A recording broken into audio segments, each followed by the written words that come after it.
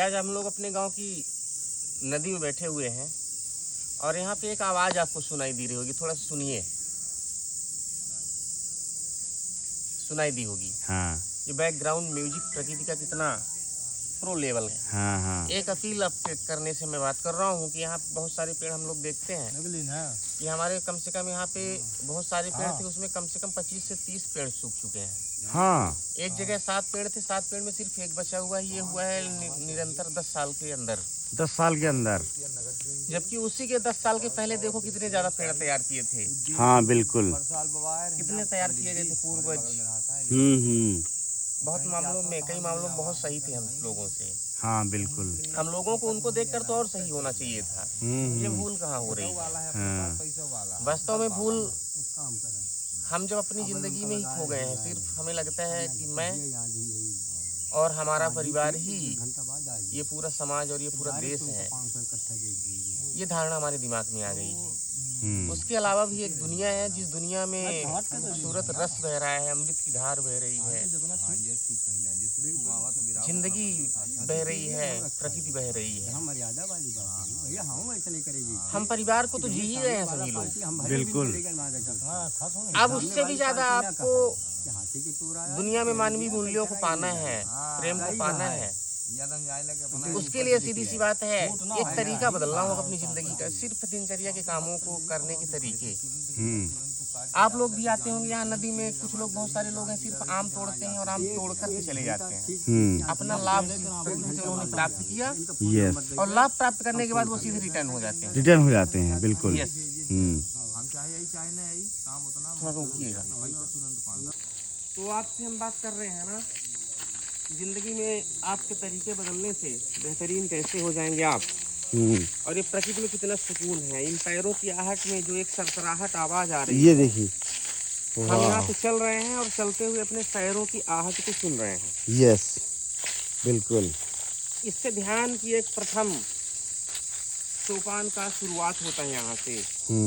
यहाँ से ध्यान की शुरुआत हो जाती है और इस ध्यान को अगर अपना लेते हैं दिनचर्या के कार्यों को ध्यान के रूप में करने का, तो वो पूजा बन जाता है और वो पूजा ही प्रेम बन जाता है। और प्रेम ही ईश्वर बन जाता है। प्रेम ही ईश्वर बन जाता है और आनंद ही ईश्वर है। आनंद ही असली ईश्वर है। तो आपको क्या बताऊं, चाहता हूं मैं कि थोड़ा और डिटेल में बातें करूं, करता हूं, थोड़ा प्रयास कर रहा हूं। देखिएगा क्या होता है। आपके विचार क्या है, आप लोग भी सभी लोग प्लेटफॉर्म पे रखिए। कमेंट पे जरूर बताया करिए कि क्या आपकी सोच है, उसमें क्या अच्छा है क्या बुरा है। जो जैसा भी आपको लगे तो कमेंट जरूर करिए। हाँ। आपके कमेंट करने से हमें वो मिलता है कि हम किस चीज़ पे गलती कर रहे हैं, कहाँ पे और बेहतर करना चाहिए, है ना। तो ये सारी चीज़ें होती रहती है, ये चीज़ें करना बहुत ज़रूरी है ना। चलिए तो आपका आनंद कैसे ईश्वर होता है और आनंद प्रेम कैसे होता है। जब इंसान बहुत आनंदित होता है, बहुत ही आनंदित होता है, तो उसे दुनिया बहुत खूबसूरत दिखती है। यस।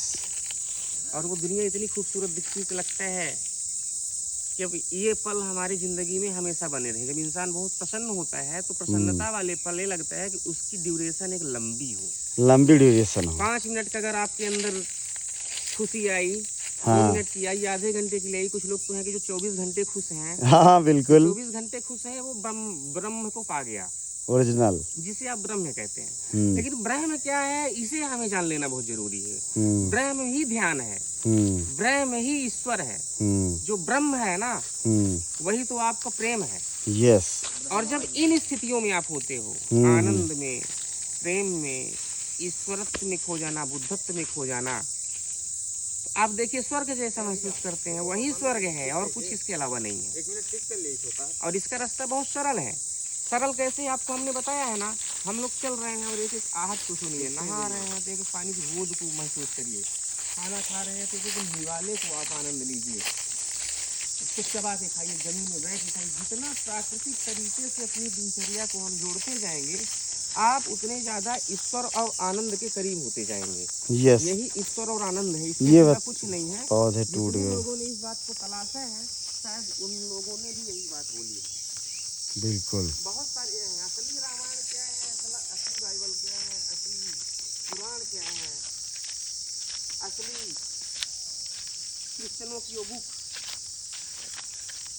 उसमें भी तो यही सारी चीजें हैं, सभी में तो वही चीजें बताई गई है।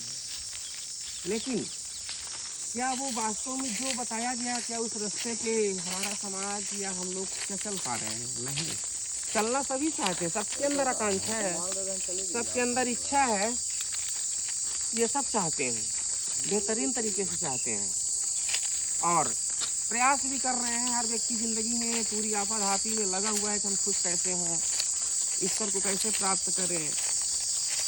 तो इस तरीके कर रहे हैं ना, दिनचर्या की जिंदगी हम रोज गुजार रहे हैं। एक अगर हम 100 साल की ज़िंदगी या 50 साल की ज़िंदगी गुजारते हैं, उसमें दिन आप देखिए, हर दिन हम ऐसे तरीका कर रहे हैं, लेकिन बदलाव नहीं आ रहा। तो क्या ये तो हम बदलाव क्यों नहीं कर सकते?